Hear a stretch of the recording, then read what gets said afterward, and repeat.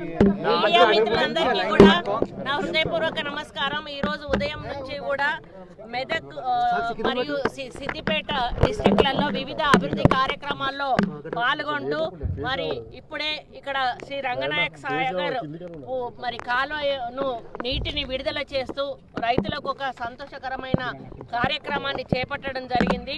మరి ఇది ఈ సాగర్ సామర్థ్యం 3 టీఎంసీలు, ప్రస్తుతం ఉన్న నీటి నిల్వ 2.44 టీఎంసీలు, ప్యాకేజీ నెంబర్ వచ్చేసి 11, ఎడమ కాలువ పొడవు వచ్చేసి 21.72 కిలోమీటర్లు, ఆయకట్టు 70,000 ఎకరాలు, కాలువ సామర్థ్యం వచ్చేసి 512 క్యూసెక్స్, కుడి కాలువ పొడవు వచ్చేసి 23.85 కిలోమీటర్లు, ఆయకట్టు వచ్చేసి 40,000 ఎకరాలు, కాలువ సామర్థ్యం వచ్చేసి 3.9 క్యూసెక్లు।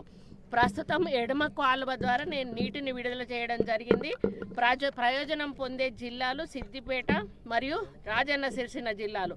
దీని పరిధిలో పూర్తి ఆయకట్టు 1,10,000 ఎకరాలకు ఆయకట్టు అసలు రావాలి। ప్రస్తుతం 42,000 ఎకరాల ఆయకట్టుకు మాత్రం నీరు అందుతుంది।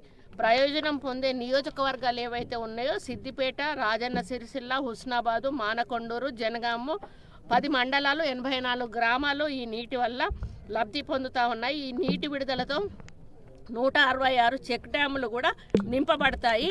ఇంకా కొంత పని జరిగితే